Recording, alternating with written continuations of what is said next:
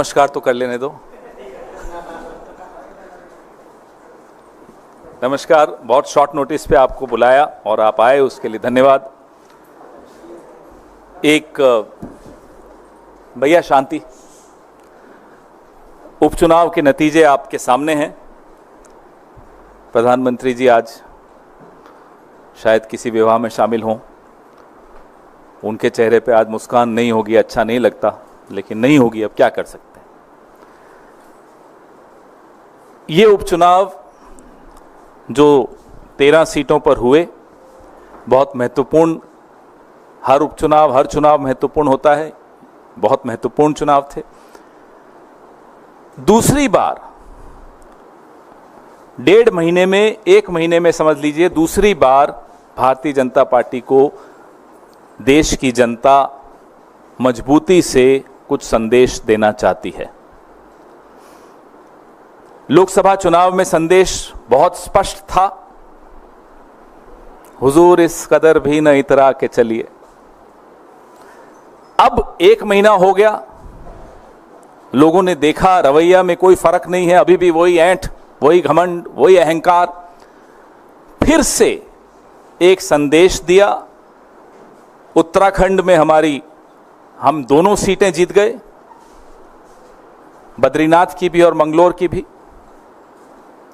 हिमाचल में एक थोपा हुआ चुनाव, निर्दलीय 3 विधायकों से इस्तीफा लिया गया, उनसे इस्तीफा करवाया गया, हमारी सरकार को अस्थिर करने का प्रयास किया गया और जनता का पैसा एक थोपे हुए चुनाव पर बर्बाद करवाया गया। आप लोग उसको ऑपरेशन लोटस कहते हो, मैं उसको ऑपरेशन कीचड़ कहता हूं। ऑपरेशन वोटर्स सबसे बड़ा होता है, सबसे मजबूत जवाब देता है। हिमाचल में देहरा विधानसभा क्षेत्र में, नालागढ़ में हमें जीत हासिल हुई, हमीरपुर हम हारे हैं, लेकिन ये तीनों सीटें ऐसी हैं जिसमें असेंबली इलेक्शन में, विधानसभा चुनाव में इंडिपेंडेंट्स जीते थे, कांग्रेस नहीं जीती थी। इस बार कांग्रेस ने 3 में से 2 जीत ली हैं। और अगर आप कुल मिलाकर 13 की 13 सीटों का आकलन करेंगे तो भारतीय जनता पार्टी को सिर्फ 2 मिली। अमरवाड़ा पे मैं आता हूं, जो मध्य प्रदेश का विधानसभा क्षेत्र है, जहां इतिहास में शायद पहली बार हुआ होगा कि काउंटिंग करते हुए अधिकारी लंच की ब्रेक लेते हैं, काउंटिंग रोक के। पूरा अमला, पूरा प्रशासन जुट जाता है कांग्रेस को हराने के लिए।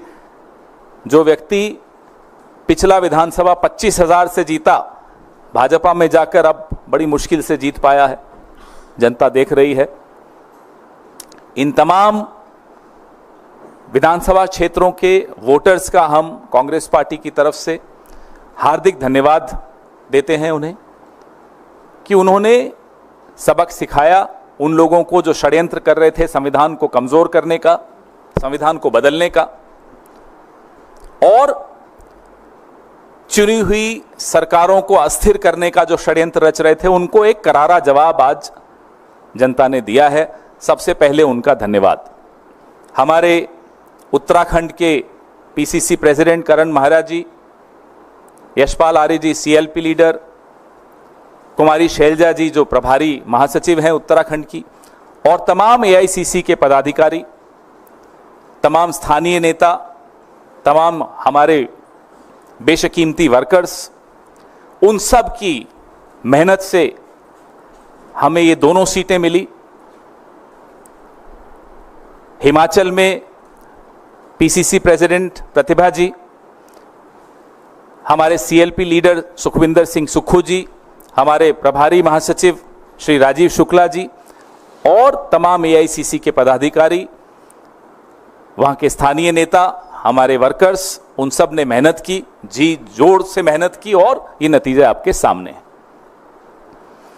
एक के बाद एक आप देख रहे हैं कि कैसे भारतीय जनता पार्टी की राजनीति को लोग ठुकरा रहे हैं, लोग उसको अस्वीकार कर रहे हैं, क्योंकि उस राजनीति में जवाबदेही का स्थान नहीं है, लोकतांत्रिक प्रक्रियाओं के प्रति सम्मान नहीं है, और लोगों के हकों और लोगों के सवालों का जवाब देने की ये अपनी ये जरूरी नहीं समझते प्रधानमंत्री जी, आवश्यक नहीं समझते, वो घमंड वो आपको इनकी राजनीति में दिखता है। मंगलौर का मैं उदाहरण देना चाहूंगा खास तौर पे, चुनाव के दिन वहां किस तरह का प्रयोग करने की कोशिश की वो आपके सामने है। कैसे मुस्लिम मतदाताओं को रोकने की पूरी कुचेष्टा की गई, उनका हक है वोट देना, वो उनको रोका गया। आज मैं सोशल मीडिया पे देख रहा था, कई टिप्पणियां भारतीय जनता पार्टी के समर्थक कर रहे थे, अरे मंगलौर तो मुस्लिम बाहुल इलाका है, कांग्रेस को जीतना ही था। तो मैं उनसे पूछना चाहता हूं, बद्रीनाथ 97.68% हिंदू है ना, बात हिंदू मुसलमान की नहीं है, बात है किस तरह की राजनीति आप इस देश पर थोपना चाहते हैं। वो ये देश स्वीकार नहीं करेगा। अयोध्या में जो हुआ आपने देखा, नासिक, रामेश्वरम, रामटेक, बद्रीनाथ, ऐसे तमाम ऐसे कई और मैं उदाहरण दे सकता हूं जहां इन्होंने एक तरह से ऐसी राजनीति करने की कोशिश की जिसमें लोगों की रोजमर्रा की जिंदगी से जुड़ी हुई कोई बात का स्थान नहीं था।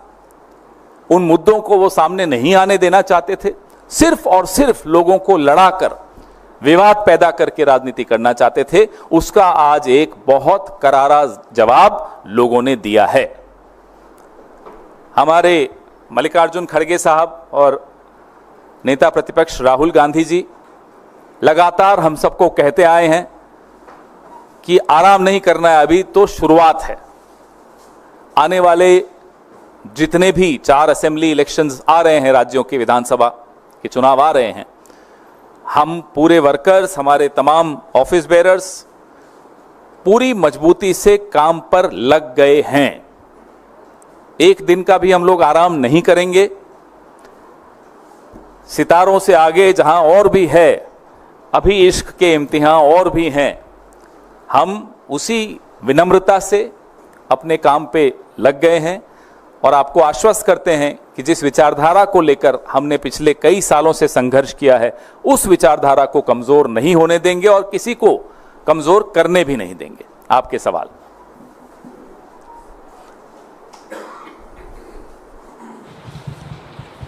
सर, लोकसभा में राहुल गांधी के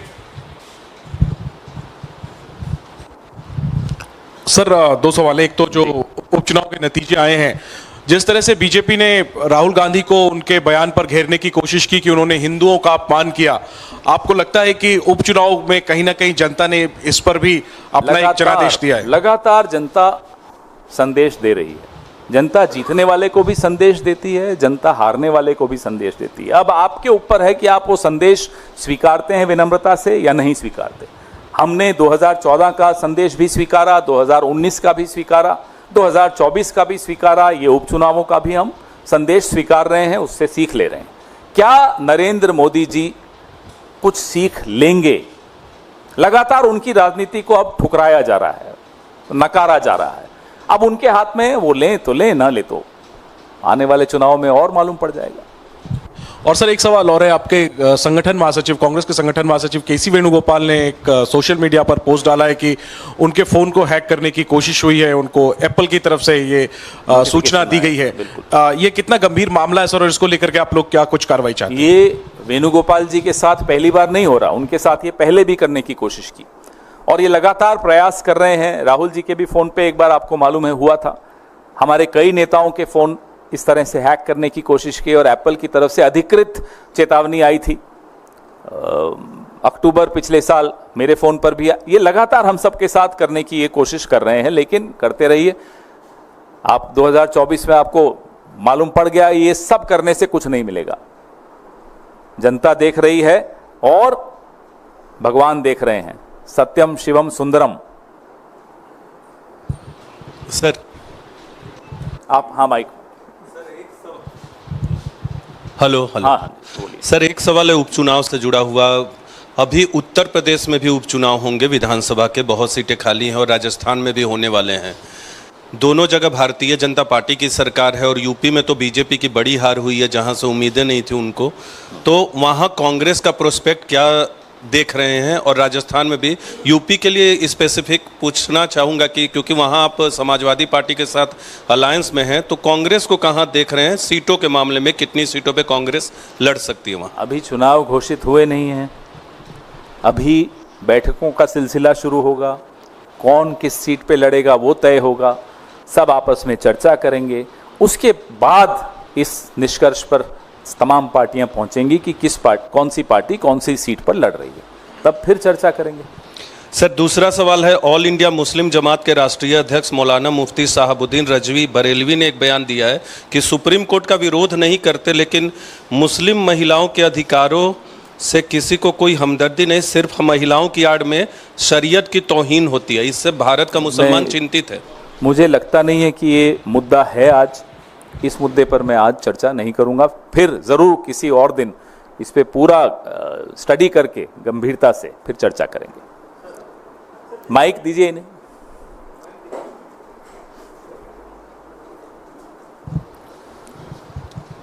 सर, जिस तरीके से जम्मू कश्मीर में सर एलजी के पावर्स को बढ़ाया गया है, गवर्नर के पावर्स को बढ़ाया गया है, उसको कैसे देख रहे हैं सर? उसको लेकर के कई तरह की प्रतिक्रियाएं आ रही हैं। सीधी सीधी बात है, मांग क्या थी, जम्मू कश्मीर के लोगों की क्या मांग थी, विपक्ष की क्या मांग थी? मांग थी कि पूर्ण राज्य का जो उनका दर्जा था, जो छीन लिया गया, गलत तरीके से छीन लिया गया, उसको फिर से स्थापित किया जाए। उस मांग को पूरा करने के स्थान पर उल्टा एलजी के पावर्स बढ़ा दिए, उनकी ताकतें बढ़ा दी, एक दिल्ली मॉडल ले आए वहां भी, और जो भी मुख्यमंत्री बनेगा, जो भी सरकार बनेगी, उनकी ताकतें सरकार बनने से पहले ही छीन ली गई। इससे क्या निष्कर्ष निकलता है? इससे निष्कर्ष ये स्पष्ट निकलता है कि भाजपा को खुद जीतने की तो कोई उम्मीद है नहीं। पहले ही उन्होंने एक तरह से सरेंडर कर दिया कि साहब हम तो नहीं जीत रहे, अब जो जीतेगा उसको काम नहीं करने देंगे। ये बात इस एलजी और उस एलजी की नहीं है, बात है कि ये जिस एलजी की हम बात कर रहे हैं, इस पर भी एक लाइन में कहना चाहूंगा, ये एलजी के खिलाफ बहुत आरोप लगे हुए हैं, संदेहों के घेरे में है, सवालों के घेरे में है, उसका जवाब नहीं मिल रहा, कोई इंक्वायरी नहीं हो रही, कोई चर्चा नहीं हो रही। आखिर क्या बात है कि आप जम्मू कश्मीर को पूर्ण राज्य का दर्जा नहीं दे रहे? आखिर क्या बात है कि जम्मू कश्मीर में एक सरकार जो चुनी जाएगी, चुनने से पहले ही उसकी आप अधिकार छीन रहे हैं? ट्रांसफर पोस्टिंग्स में आप एलजी का दखल पूरा रखेंगे और चुने हुए मुख्यमंत्री का उसमें कोई भूमिका ही नहीं रहेगी। इन सब बातों का जवाब कल ही 2 नोटिफिकेशंस निकली, एक था संविधान हत्या दिवस और दूसरी में संविधान की हत्या कर दी। पवन जी, पिछले लोकसभा चुनाव में उत्तर प्रदेश आपके गठबंधन सबसे अधिक सीटें मिली हैं। भारतीय जनता पार्टी की बात करें, बगावत वहां से उठने शुरू हो गए हैं। बदलापुर से भाजपा के विधायक रमेश मिश्रा, उन्होंने कहा केंद्र दखल दे, यूपी की हालत खराब है, अन्यथा 2027 में पार्टी चुनाव जीत नहीं पाएगी। वो ठीक बोल रहे हैं, लेकिन जिनको बोल रहे हैं उनको सलाह लेने की आदत है नहीं। उन्होंने तो सरेआम कह दिया था, नड्डा जी ने के थ्रू कहलवाया था। नड्डा जी खुद तो बोलते नहीं है, कहा जाता है तभी बोलते हैं कि आरएसएस की भी जरूरत नहीं, अब हम आरएसएस से बड़े हो गए। तो जो लोग आरएसएस से बड़े हो गए, आरएसएस की सलाह नहीं लेते, किसी की सलाह नहीं लेते, वो मिश्रा जी की सलाह थोड़ा ही ले लेंगे। उनको लगता है वो जो करते हैं ठीक करते हैं। सर, जो उन्होंने कहा 2027, बिल्कुल ठीक कह रहे हैं। लगातार अब भारतीय जनता पार्टी, जिसकी हार का सिलसिला शुरू हुआ है, लगातार आपको हारती हुई दिखेगी। सर, ये जो बाइपोल रिजल्ट पर आपने बात कही, टीएमसी की तरफ से कुणाल घोष ने कहा है कि यह रिजल्ट जो है वो केंद्र में मोदी सरकार के लिए उल्टी गिनती शुरू हो गई है और इंडिया अलायंस जल्द केंद्र में गवर्नमेंट फॉर्म करेगी और टीएमसी का उसमें सिग्निफिकेंट रोल होगा। कांग्रेस भी क्या यही मानती है कि मोदी सरकार की उल्टी गिनती केंद्र में शुरू हो गई है? आप लोग अगर बहुत लंबी छुट्टी पे जाने की सोच रहे हैं तो मत करिएगा, मैं आपको सलाह दे रहा हूं। अब इशारा है तो मत जाइएगा छुट्टी पर, कुछ महीनों बाद चले जाइएगा, उसमें क्या हो गया? मतलब कांग्रेस ये मान रही है कि 2 महीने में कुछ बड़ी घटनाक्रम, राजनीतिक उलटफेर हो सकती है। मैं फिर आपको दोहरा रहा हूं, अगर कोई शादी करने वाला हो, छुट्टी पे जाने वाला हो, हनीमून पे जाने वाला हो, तो अभी रुक जाइएगा।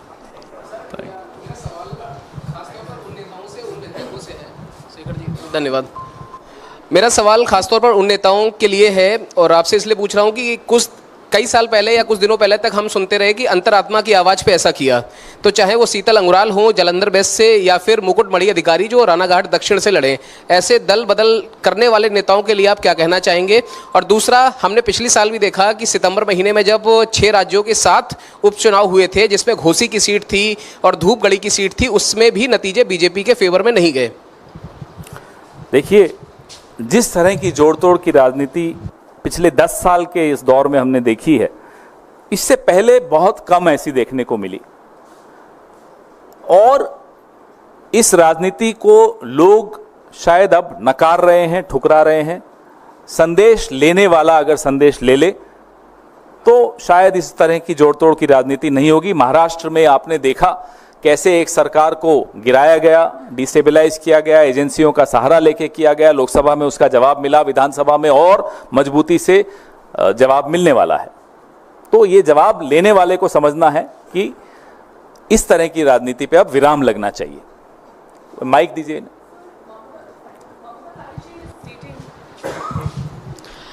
So Mamata Banerjee has announced that she will be moving a resolution against the Nyaya Samhita bill and also against NEET in the next session of the West Bengal Legislative Assembly. Where do you think Congress stands on this?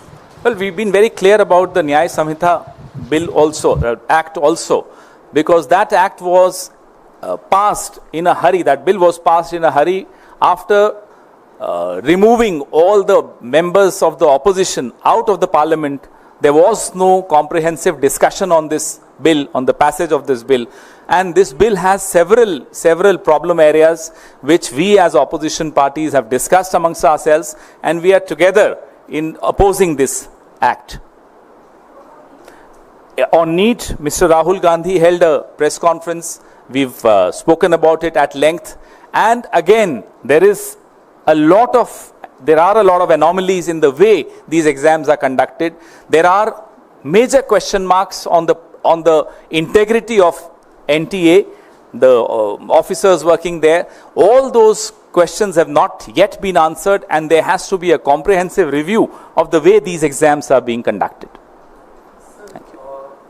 On giving more powers to the LGA, Jammu and Kashmir government has said that it took the decision as per the constitution of the country, of the land over here, and it also said that Jammu and Kashmir is the most sensitive place. We have been able to tackle terrorism there, but there are still few places like South Kashmir where tensions are still prevailing. That's why this decision has been taken. So how do you look at it? What has law and order problem which is ongoing, which they haven't been able to solve, got to do with the LG getting powers to transfer and post officers? Right now the LG is in any case doing it. So you don't trust the government which will take charge whenever the elections happen? You already passed a no confidence motion against an elected government which is yet to be elected. What kind of a no confidence is this, and who is Mr. Narendra Modi to pass a no confidence motion even before a government is formed, even before the elections are held? So if the people's will gives a role to a government or a political party to form the government, how can Mr. Narendra Modi and Mr. Amit Shah sitting in Delhi lord over Jammu and Kashmir and disrespect the people's will? अभी पूछ लीजिए, 1-on-1 नहीं कर पाऊंगा। Sir, मेरा सवाल है कि उस तरह से जीत की चर्चा हो रही है। आपकी इंडिया गठबंधन ने 2 सीटें गंवाई हैं, एक बिहार से रुपौली और दूसरा मध्य प्रदेश से अमरवाड़ा। अमरवाड़ा कहा जाता है कमलनाथ का गढ़ है, वहीं रुपौली भी कई चर्चाएं थी उसको लेकर के, पप्पू यादव को लेकर के, लेकिन दोनों सीटें आपने गंवाई हैं। कहाँ चूक हो गई है सर?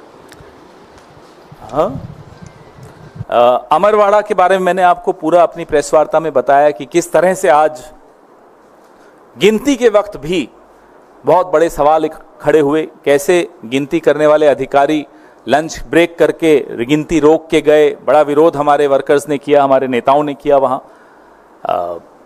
रही बात बिहार की सीट की, वहाँ इंडिपेंडेंट जीता है, वहाँ न हम जीते न वो जीते, कोई और ही जीत गया, तो उस पर भी चर्चा करेंगे।